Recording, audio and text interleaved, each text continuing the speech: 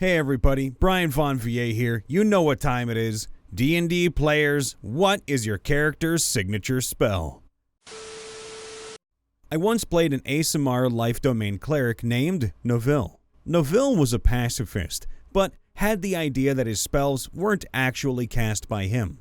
Instead, he would cast a spell, and if it damaged an enemy, he would just say, "Helm has found thee unworthy." So one of his favorite spells was Spirit Guardians. Noville used that spell in almost every combat encounter, summoning the spirits of griffin-riding knights to fly around him and attack Helm's enemies. I used that spell so often that it got to the point that I didn't even have to tell my DM to make wisdom saves at the start of the enemy's turns. Hey, the script guy wants to chime in real quick to say, as a fellow player who plays a cleric of Helm, this story gets his stamp of approval. Also, the spell my group colloquially calls Spirit Blender is awesome. Well, I play almost exclusively wizards, and even when I'm not playing one, I always take the Magic Initiate feat to gain one particular spell, Shape Water. It is potentially the most broken cantrip in the game of all.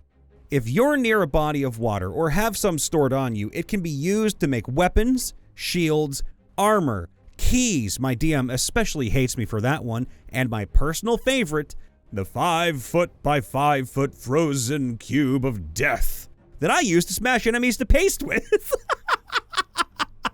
I once used Shape Water in combination with Wall of Water, all to solo a Death Knight by myself, trapping him in a dome of water while running around launching ice spears at him every other turn, while my allies had to come find me because my dumbass accidentally teleported myself right in front of him while trying to solve a puzzle. I barely lived, but I did win, and my DM had to ban the cantrip because of me. Uh-oh, we actually have a little bit more commentary by the script guy. Apparently, we weren't going to include this one originally because it's completely wrong. But someone in the comments that was a reply to this explained why it was wrong, so we're going to include their correct explanation. We here at MrRipper love to educate people on D&D and offer differing opinions. Your DM is a dingus. That's not how Shape Water works. It can't do damage, nor can it create functional armor or shields. You choose an area of water that you can see within range, and that fits within a 5-foot cube. You can manipulate it in one of the following ways. You instantaneously move or otherwise change the flow of the water as you direct up to 5 feet in any direction. This movement doesn't have enough force to cause damage. You cause the water to form into simple shapes and animate at your direction. This change lasts for 1 hour. You change the water's color or opacity. The water must be changed in the same way throughout. This change will last for 1 hour. You can freeze the water provided that there are no creatures within it. The water unfreezes in 1 hour. If you cast the spell multiple times, you can have no more than 2 of its non-instantaneous effects active at any time, and you can dismiss such an effect as an action. I really wish more DMs would read the spell descriptions, especially for cantrips. It would save them a lot of hassle and confusion most of the time. Some spells are just plain weirdly worded, but this one isn't one of them. Also, a general rule of thumb is if a cantrip is among the set of cantrips which have multiple minor functions, such as minor illusion or prestidigitation, which I love that one, none of those functions are damage dealing. A cantrip either does damage or does minor utility. Disguise Self. Gotten into and out of some of the best situations. From rolling stupid low on a D100, turning into a guard and ending up looking like the guy's wife, to turning myself into somebody's dead mother. Hi, Mom! Because they wouldn't let me play poker with them. Hi there, Jeffrey. Mother, what are you doing back alive? You're not supposed to be here. Well, I wanted to play poker, but you wouldn't let me. Claws of Flame. Rather than taking Eldritch Blast, I made a custom spell to relate to my character's culinary background. As a bonus action, he can cast this cantrip to light up his hands in fire, giving them a 10-foot reach and dealing 1d10 fire damage, with multi-attack available at later levels. In this way, he can not only use it as an offensive attack, but during his culinary theater performances. He can also cook with these claws. Oh, that's so awesome. My high elf archfey warlock, Lyra. Pronounced Lyra because I couldn't even pronounce it the way I originally meant to. What did you mean to? I need to know. Has not just a signature spell, but a signature way of casting it.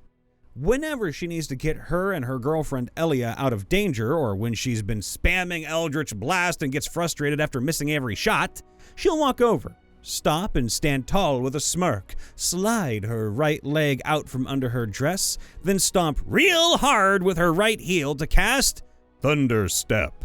It's a great visual considering she wears a tight black sleeveless turtleneck dress with slits up both sides to the hip and knee-high high heels. Hubba hubba? It's gotten her out of a lot of tight spots, but it's funniest when she uses it as an attack spell by walking up to a group of enemies, then teleporting 90 feet away with a thunderous kaboom. Kaboom, and the Lyra is gone. That was a pun at Billy Mays. I love you, Billy, but you had it kabooming. I cast Guidance and give the help action. Me, anytime anyone does anything while I'm playing a class with access to that spell. If there is a king, noble, anyone of higher class and status, and if they're being a dick, I can and will cast prestidigitation all over them. That's right, the king, highest of all nobles in this land, most definitely smells like he shit his pants. I'm also a fan of making it sound like a paper bag popped right behind groups of guards if they won't notice me. Doesn't actually do anything besides story moving, but it's fun to use nonetheless. Oh, except for the one time I lit a candle in a dark room and burnt down the orphanage. Yeah, Grandma didn't like me much after that one. A tiefling wizard who spends most rounds spamming Scorching Ray at his opponents. Very invigorating. Current is Glamour Bard, and he is all over suggestion. Summon Fae. Well, that can't go wrong, can it? You've bored me, and frankly, I no longer wish to be here. So, why not get rid of it all? Meteor Swarm. Valerian Balathar, Eldritch Knight, Warlock, right before nuking the Evil King's castle. He used it a lot, since he got his hands on a homebrew item called the Meteoric Gauntlet, which allowed him to cast Meteor Swarm once a week. And since it usually deleted any enemies, it was his go-to. Right up there with Finger of Death. I prefer Shining Finger myself, props if you get that reference.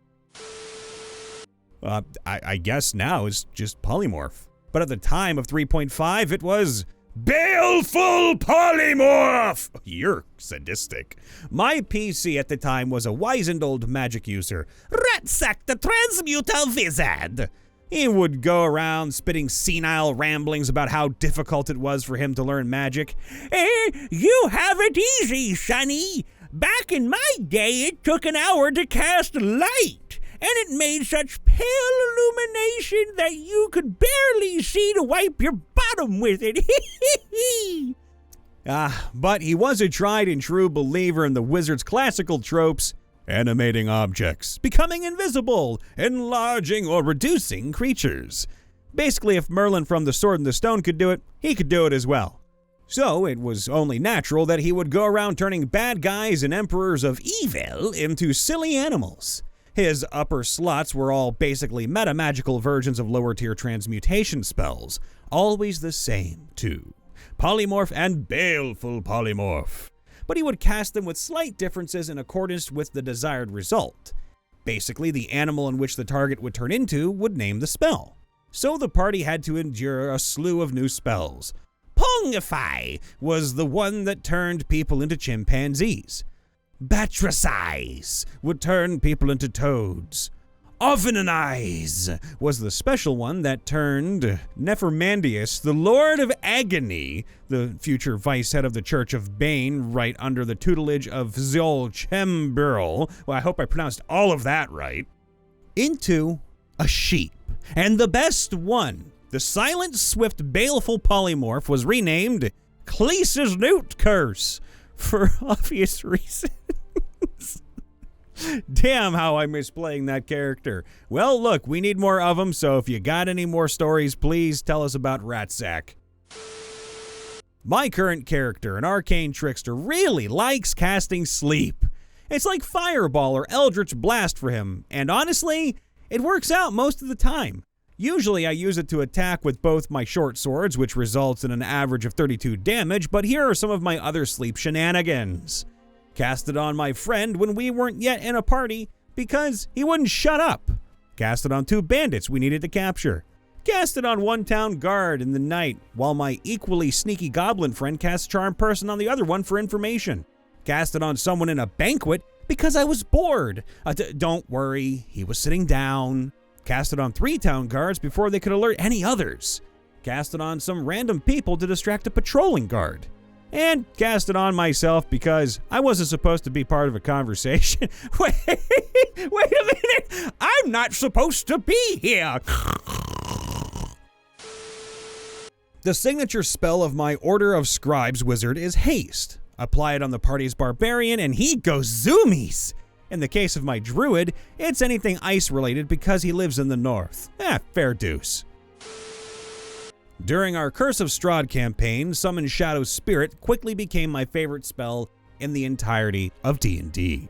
I used it so much that the Shadow Spirit basically became an unofficial 6th party member, as at least my Shadow Sorcerer Lilith had gotten quite attached to them. And in the final fight, they were instrumental in my ability to keep Strahd on lock as he fled throughout his castle.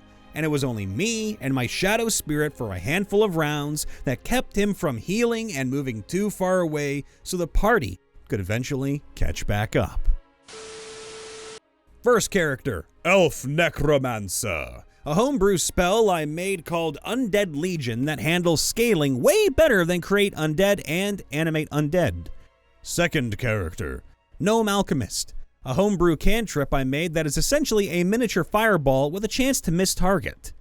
Third character, Dragonborn Light Cleric. Spirit Guardians. Need I say more? Fourth character, Changeling Illusion Wizard. A homebrew cantrip that randomly swaps between big psychic damage with a high chance to miss and moderate fire damage with a lower chance of missing. Fifth character, Warforged Druid. A homebrew spell that adds acid damage to melee attacks. Tell us more about your homebrew spells, including Undead Legion. Banishment. I played a cleric who worshipped Bahamut, and as such, trying to find the most pacifist or safest way to end a fight without endangering herself, her party, or civilians around them in the fight. My best spell for doing this was Banishment. She would remove certain bigger problems temporarily so the party could micromanage the battlefield, or just remove a monster completely if it didn't belong on our plane. My favorite moment of this was during a one-shot where, after having left those characters and playing a different party, we returned to them to follow in a higher-level adventure one-shot. While sailing across the sea, we were attacked by a cultist guy who had control of a kraken. I read that as a Karen. He had heard of our party's exploits and wanted to set out to prove we weren't the heroes we claimed to be by killing us with a giant sea monster, as you do. At least, that was his plan. What actually happened was, after his big speech, I banished the kraken, leading to the rest of my party to curb stomp this scrawny nerd while our ship's crew did its best to get as far away as possible, while I maintained concentration. Hey everybody, Brian Von VA checking in after the vid. Please make sure to leave a like, subscribe, ring that bell, and of course, leave a comment down below letting us know what your favorite signature spell was of your characters that you've ever made, NPC, PC, or otherwise. And of course, leave a comment down below letting us know how you've been doing lately. All the love. We'll see you next time. Bye for now.